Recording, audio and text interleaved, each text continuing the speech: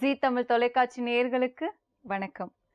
ஒளிமயமான எதிர்காலம் நிகழ்ச்சி மூலமா ஓம்காரம் பகுதியில் சந்திக்கிறதுல சந்தோஷம்.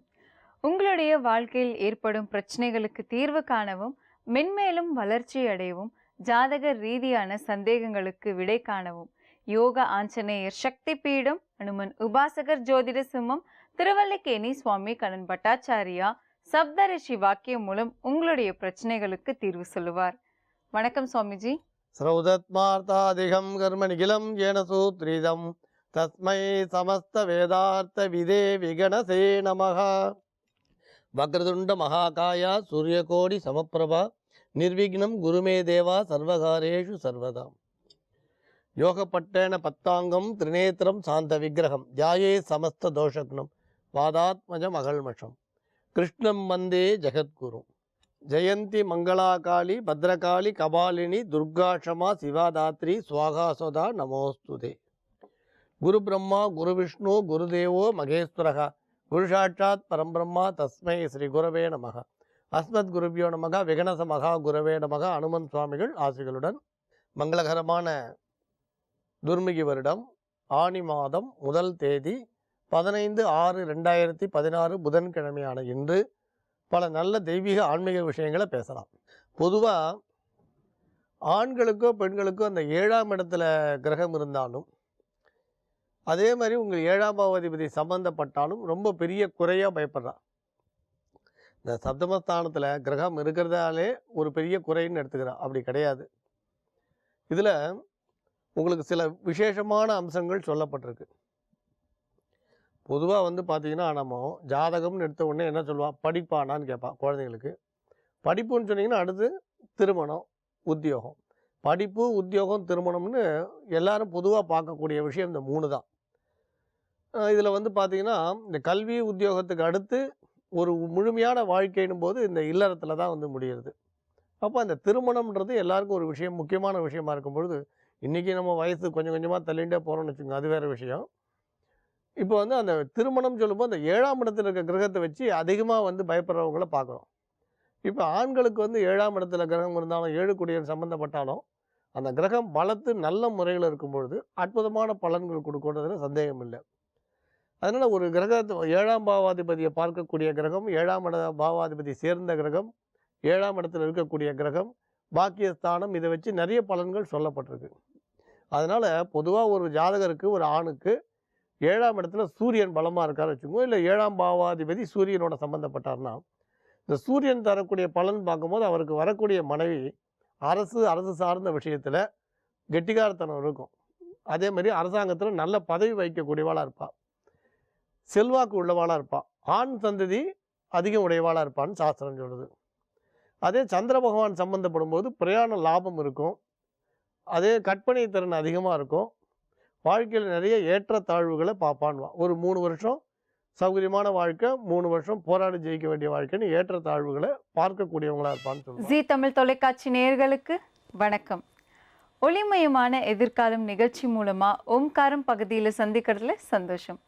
உங்களுடைய வாழ்க்கையில் ஏற்படும் பிரச்சனைகளுக்கு தீர்வு காணவும், மென்மேலும் வளர்ச்சி பெறவும், ஜாதக ரீதியான சந்தேகங்களுக்கு விடை காணவும் யோக ஆஞ்சநேயர் சக்தி பீடம், அனுமன் உபாசகர் ஜோதிட சிம்மம், திருவல்லிக்கேணி சுவாமி கண்ணன் பட்டாச்சாரியா சப்தரிஷி வாக்கியம் மூலம் உங்களுடைய பிரச்சனைகளுக்கு தீர்வு சொல்லுவார். வணக்கம் சுவாமிஜி. ஸ்ரௌதத்மார்த்தாதிகம் கர்ம நிகிலம் ஏன சூத்ரிதம் தஸ்மை சமஸ்த வேதார்த்த விதே விகணசே நமஹ.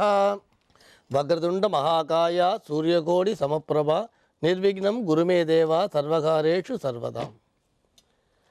யோகப்பட்டேன பத்தாங்கம் திரிநேத்திரம் சாந்த விக்கிரகம் தியாயே சமஸ்த தோஷக்னம் வாதாத்மஜம் அகல்மஷம் கிருஷ்ணம் வந்தே ஜெகத்குரு. ஜெயந்தி மங்களாகாளி பத்ரகாளி கபாலினி துர்காஷமா சிவாதாத்ரி ஸ்வாகாசோதா நமோஸ்துதே. குரு பிரம்மா குரு விஷ்ணு குருதேவோ மகேஸ்வரக குரு சாட்சாத் பரம்பிரம்மா தஸ்மை ஸ்ரீ குரவே நமக. அஸ்மத் குருபியோ நமக விகணச மகா குருவே நமக. அனுமன் சுவாமிகள் ஆசிகளுடன் மங்களகரமான துர்மிகி வருடம் ஆனி மாதம் 2ஆம் தேதி 16/6/2016 வியாழக்கிழமையான இன்று பல நல்ல தெய்வீக ஆன்மீக விஷயங்களை பேசலாம். பொதுவாக பார்த்திங்கன்னா, இன்றைக்கி எண் கணிதம் அப்படின்றது பிரபலமாக பார்க்குறோம். இதே ஒரு 30-40 வருடங்களுக்கு முன்னே பார்த்திங்கன்னா இந்த அளவு இதில் வந்து பிரபலம் வந்து குறைவாக இருந்திருக்கு. 60-70 வருடத்துக்கு முன்னே இதை பற்றி பேசியவர்கள் யாராவது இருக்காளான்றதே சந்தேகம். ஒரு 100 வருஷத்துக்கு முன்னே கேட்கவே வேண்டாம். இந்த எண் கணிதம்ன்றது ஆங்கிலத்தை வந்து பேஸ் பண்ணி தான் வருது. உங்களுக்கு ஏபிசிடின்னு சொல்கிறீங்க இல்லையா, அந்த ஏபிசிடியை வச்சு தான் வருது. ஆங்கிலேயர்கள் முதல்ல வந்தால், அதுக்கப்புறம் ஆங்கில மோகம் வந்தது, அதுக்கப்புறம் இந்த ஆங்கில எண் வந்து ஜோதிடத்தில் வந்தது. இப்போ நடைமுறையில் வந்து பார்த்திங்கன்னா இந்த எண் கணிதம்ன்றது பரவலாக இருக்குது. ஒரு கம்பெனிக்கு வந்து பேர் வைக்கிறது, அப்புறம் பார்த்திங்கன்னா இப்போ தனி மனிதர்களுக்கு வைக்கிறது, பேரை வந்து மாற்றுறது அப்படின்னு வந்திருக்கு.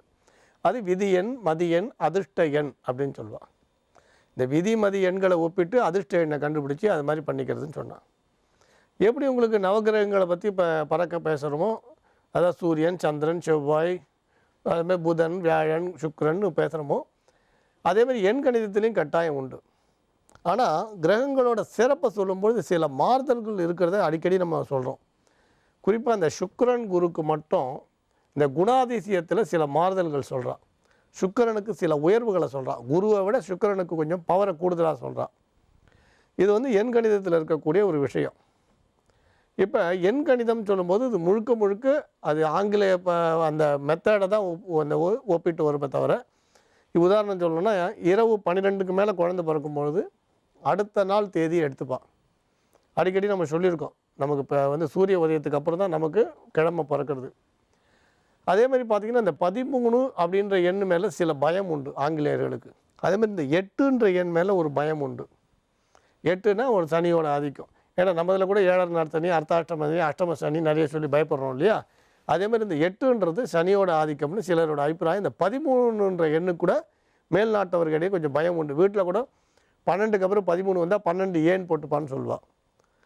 இந்த எண் கணிதம்ன்றதில் பார்த்திங்கன்னா ஒரு மனிதனோட ஆயுளை வந்து 3 விதமாக அது வந்து நிர்ணயிக்கிறதுன்னு சொல்லுவோம். அதேமாதிரி ஒரு மனிதனோட வாழ்க்கையில் 3 விதமாக அது வந்து உள்ளே புகுந்து சில செயலை செய்கிறதுன்னு சொல்லுவாள். எண் கணித பலன் பார்க்கும்பொழுது இப்போ உதாரணம் ஒருத்தர் வந்து 2ஆம் தேதி பிறந்திருக்கார். பிறந்தது வந்து 3வது மாதம், அதாவது மார்ச் மாதம். இதில் வந்து ஒரு விஷயம் நம்ம தெரிஞ்சுக்கணும், தமிழ் மாதங்கள் தமிழ் தேதிகள் இது எதுவுமே சேர்ந்து வராது.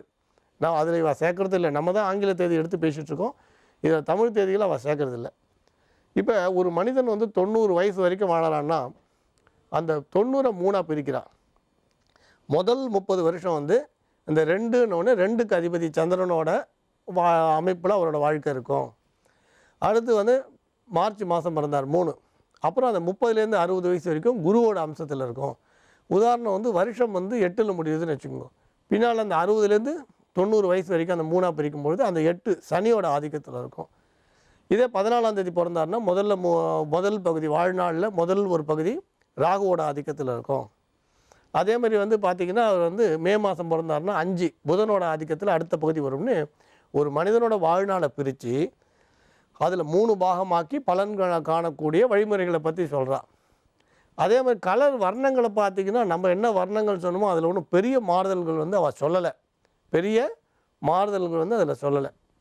அதே நேரத்தில் வந்து இந்த எண் கணிதத்தில் சில பிரமிடு முறைன்னு சில வித்தியாசங்களை கொடுக்குறான். ஆனால் பரவலாக பார்த்தா ஒரு குறிப்பிட்ட பாணியை எல்லாரும் எடுத்துட்டான்னு இந்த எண் கணிதத்தில் மட்டும் சொல்ல முடியல. எல்லாரும் ஒருத்தரும் சில பாணிகளை வித்தியாசமாக எடுத்துக்கிறான். அதாவது இந்த அதிர்ஷ்ட எண்ணை சொல்லக்கூடிய முறையில் பார்க்கும்பொழுது சில வித்தியாசங்களை வந்து நம்ம பார்க்க முடியுது. அனுபவபூர்வமாக இருக்கக்கூடிய வித்தியாசம், அதே நேரத்தில் அவங்கவுங்க எழுதின புஸ்தகங்களில் இருக்கக்கூடிய வித்தியாசங்களை இதில் நம்ம நல்ல முறையில் பார்க்கலாம். ஆனால் அதே நேரத்தில் எண் கணிதத்தால் மட்டுமே 100% எல்லா தலையெழுத்தும் மாறி போயிடுதுன்னு சொல்கிறதுக்குரிய வாய்ப்பு இல்லைன்னு தான் சொல்லுவோம். நீங்கள் அதிர்ஷ்டத்தை நோக்கி போகும்பொழுது ஒரு 10% கை கொடுக்கலாம். ஆனால் 100% எண்களால் மட்டும் சாதனை வந்ததுன்னு அப்படி சொல்கிறதுக்கான வாய்ப்பு வந்து எப்பயுமே இல்லைன்றது தான் எங்களோட அபிப்பிராயம். ஏன்னா நாம் உழைக்கக்கூடிய உழைப்பும் இறை பக்தியும் நாம் கடைபிடிக்கக்கூடிய தர்மமும் தான் நம்ம வாழ்நாளில் நம்ம தலையெழுத்தை நிர்ணயிக்கிறதுல பெரிய பகுதி.